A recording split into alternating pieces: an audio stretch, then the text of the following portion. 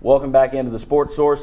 A lot of numbers to come. You want to stick around. The next to last segment in this show is just packed with some digits that might open your eyes to some things, especially a lot of people are looking at Archie Miller if Cuonzo Martin leaves. Yeah, we'll compare those resumes, so stick around.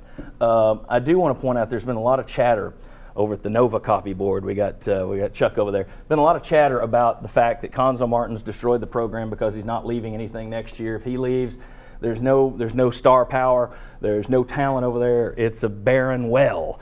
Well, you see there the numbers by the guys who could come back next year. All those guys are eligible next year. You have their points, you have their rebounds, and you have their assists. All right, that's the three columns. The bottom line, look down there at the bottom, 1,300 points, 800 rebounds, 200 assists. Chuck, if you would pull off those other sheets.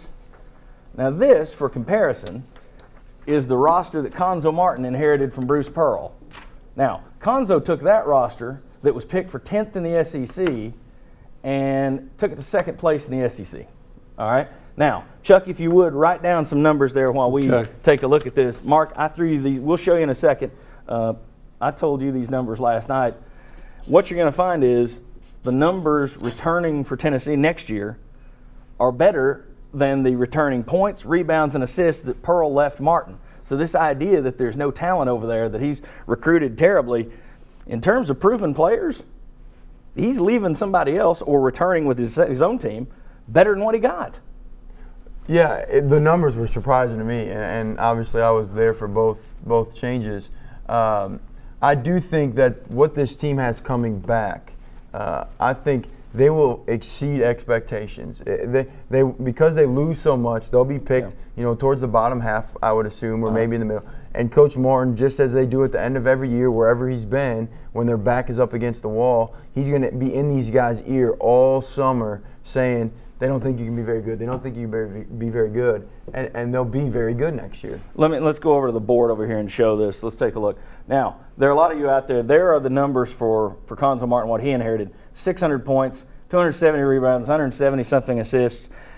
I know a lot of you are saying, yeah, but Jarnell Stokes will go. Okay, so we removed Stokes' numbers. Look there at the bottom. It's still more points, more rebounds, more assists.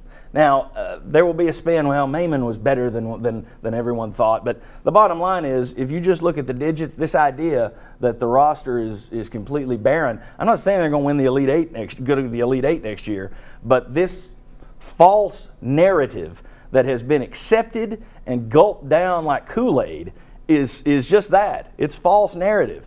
That roster is not gutted like people have pushed it around. Isaiah, people look a lot at 3-star, 4-star, 5-star. You played at UT at a high level. You played in the D-League. You played all around the world. How much do the 3-star, 4-star, 5-star matter to you? Throw it out the window. It matters for the high school player to get them more offers for colleges, but once you get there, you start from scratch, man.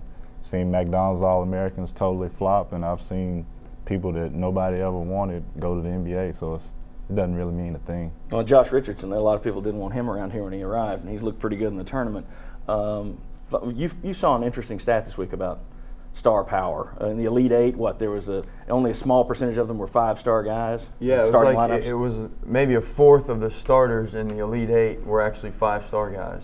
And some were on Kentucky, who, let's rewind to Kentucky about 2 weeks ago, and everyone was saying Calipari was on the hot seat, or they were questioning because they were struggling. So, the star power is minimal. Quickly, Vince, go ahead. The fact that there's 4 guys coming in, so there's a chance. Not all 4 of them are all SEC, but there's a chance there could be some good players there. 4 3-stars, Larry Austin is a 4 on the 24/7 composite, so they're not all bad basketball players, and they may fit Cuonzo's system even better than some of the guys leaving. You've seen a lot of his guys improve. I mean, here's the thing: who was running the point in the second half when they made the run against Michigan? True freshman Darius Thompson, Reese Moore getting numbers. I thought A.J. Davis, Chuck, you liked him earlier in the season before he kind of got put on the bench. Oh yeah, I mean big time. I mean it's always going to be some transition there. Yeah, and you just got to wait and evaluate what you have when it's time to play. Yeah, I think they'll take I think it'll be a step backwards next year. But here's the thing: I don't think it's going to be 5-22 as some people have suggested. I think that's BS, and I hope a lot of people have seen that and now view that as, oh wait a second, it's not going to be that bad. All right. When we come back, Isaiah Victor played all over the world. If that's what it comes to for Jarnell Stokes, is that what he should do? Should he come back? Should he go? What is best for his game? Plus, some more eye-opening numbers. Do not leave. Come back on the Sports Source. You are watching East Tennessee's first and only year-round sports talk show on television.